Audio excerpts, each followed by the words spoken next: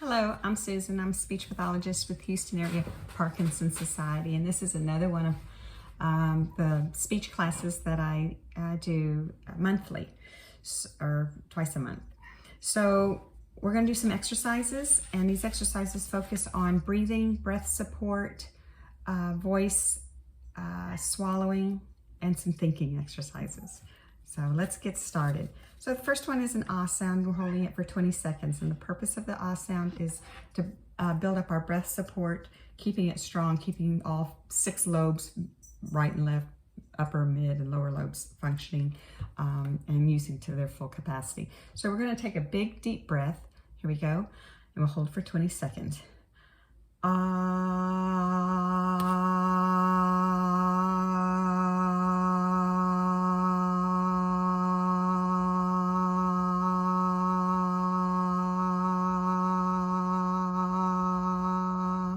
Pretty close to 20. Didn't take a big enough breath. All right, we'll do it again in about 5 seconds. Here we go. Big breath.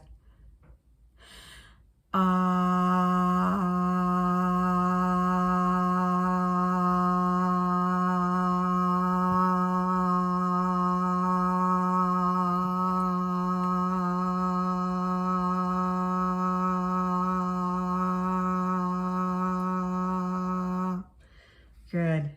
And we'll do that again in a few seconds. Big breath. Here we go.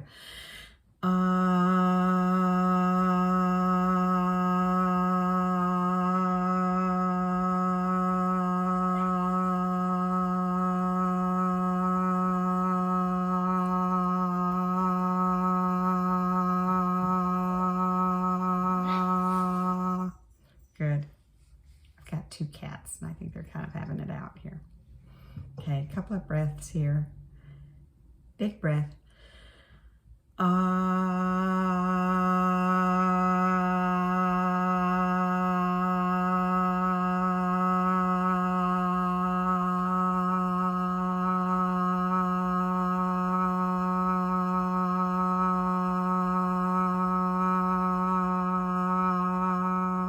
Great. We'll do it one more time.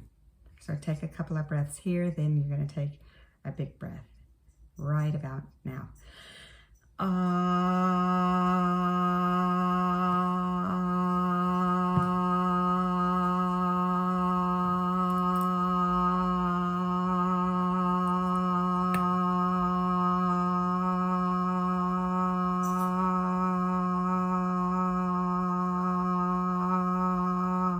Good. Okay, next on the list is that I always do in our class is a high-pitched E. This is to work on the inflections of our voice. So one right after another, we're holding it 3 to 5 seconds. Here we go. Good again. Good again.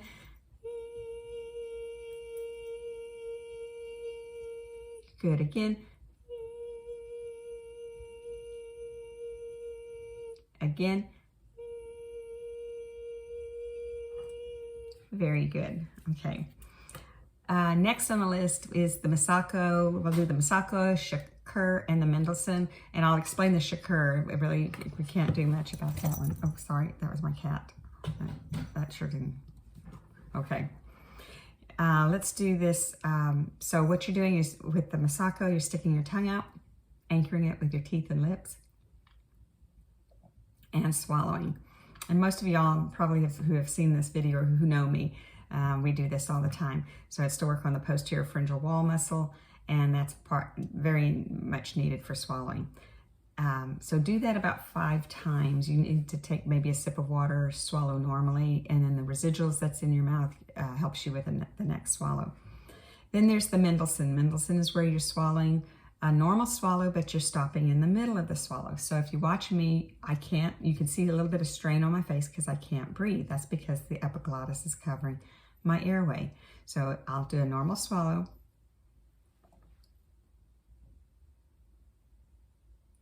And then I release and I let the air out. So I'm holding air, I have air pressure below the epiglottis that's covering the airway, and then I'm releasing. So do that, do the Mendelssohn and the Masako at least about 5 times. These are good exercises to do every day. And the other one is the shakur, and I can't show you that one, but you're laying on a firm bed or on the floor, lifting your head up, keeping your shoulders on the ground and looking at your toes. And you want to try to do that for about 60 seconds or work up to 60 seconds and do that 2 to 3 times. Next exercise is diaphragmatic breathing that I have listed, and that's where you're inhaling through the nose for a count of 3, exhaling through the nose for a count of 8. So we'll do it about 5 times. Inhale, 2, 3, exhale, 2, 3, 4, 5, 6, 7, 8. Inhale, 2, 3, exhale, 2, 3, 4, 5, 6, 7, 8. Inhale, 2, 3, exhale, 2, 3, 4, 5, 6, 7, 8. Inhale, 2, 3, exhale, 2, 3, 4, 5, 6, 7, 8. Inhale, 2, 3, exhale, 2, 3, 4, 5, 6, 7, 8. Good. Do that about 10 times. It's very good. It's the control of the airflow out, which is typical as Parkinson's progresses.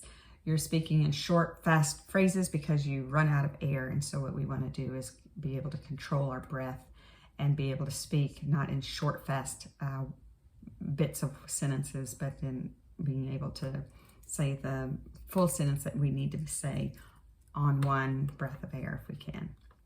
All right. Next on the list, and we won't be doing this, but I'll explain the purpose of it, is to pucker and hold the pucker for 60 seconds. And what we want to do is maintain this labial seal. As we age, and with Parkinson's on top of it, we're not swallowing or monitoring our saliva that's in our mouth. It starts to pool and it starts to spill because we start losing the integrity of the orbicularis muscle, the tension in the lips. So puckering, we're contracting this muscle and you're holding it for 50 seconds, and then the last 10 seconds watching the clock, you pull tighter because you start to relax holding it for 50 seconds. And then you quickly switch to a smile. And what you want to do is feel that sensation of the muscles that have been contracted to stretch, and then the buccinator muscle is now contracting while these are stretching. So it's a very good exercise to do 2 or 3 times a day. And the next one on the list is we've been working on a lot of inside muscles, doing the E sound, doing the Masako, doing the Mendelssohn. So we're going to kind of go a little bit towards the skin, the bigger muscles that are involved in swallowing. We're going to do our chin to our right shoulder, drop our left, and we're going to hold for about 10 seconds. Ideally, I'd like for you to hold for 20 seconds. It's best. It's very good for voice, and it's also very good for it supports the muscles that are involved in swallowing that are more interior. Okay, chin to the left shoulder, drop your right.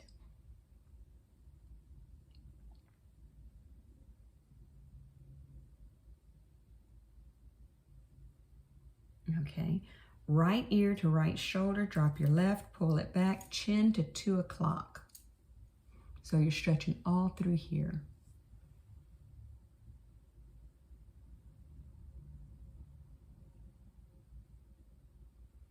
Okay, left ear to left shoulder, drop your right, pull it back, chin to 10 o'clock. That's what I wanted to get out. Chin to 10 o'clock. And stretching the muscles from the chin all the way down to the shoulder. Again, if you can hold these positions for about 20 seconds, it'd be much better. But I do want to show you these exercises. Last one is just chin to chest, stretching the muscles on both sides of the cervical spine. And then do it as a very deep chin.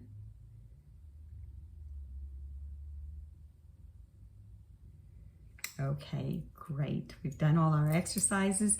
It is best to do the exercises as every day and do them about 10 times each if you can. Some of them, like the pucker and grimace, if you do it 2 or 3 times, that'll be very good. And the Masako, the swallowing ones, I think those will be okay to, if you can do them 5 times, perfect. But importantly is to do them every day. Okay, so we're going to do some thinking exercises, and this is called sobriquets.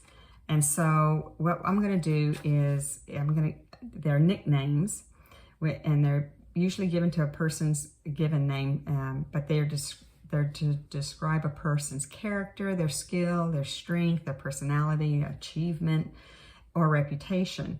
And it could be an honor or it could be an insult, but let's see if you know how many famous people have these nicknames. Satchmo. Who is Satchmo?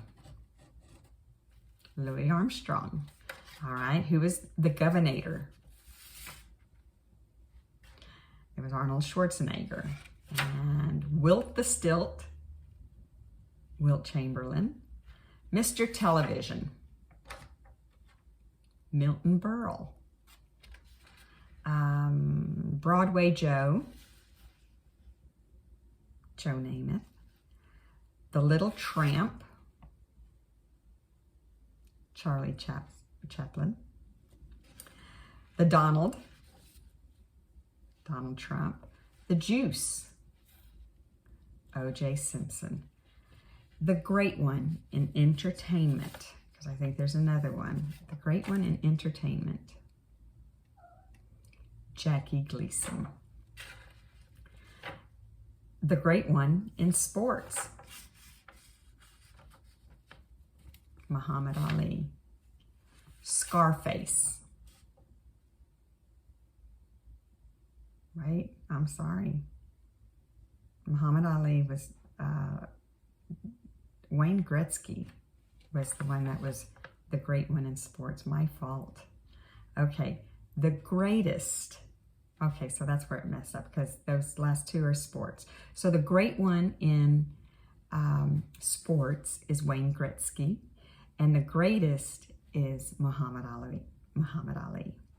Okay. Now, Scarface. Al Capone. All right. Bush's brain. Karl Rove. All right, now let's do the Velvet Fog. That was Mel Torme. How about the Wizard of Menlo Park? The Wizard of Menlo Park. Didn't know this. Thomas Edison. And Charlie Hustle. Pete Rose. All right, and the next one, Governor Moonbeam. Jerry Brown Jr. And Dr. Death, Jack Kevorkian. Okay, very good. Well, thanks for participating with me in this speech exercise and class. I'll be posting some more soon, but I hope to see. I hope we get to do this again in the next few weeks. Okay, take care and stay safe.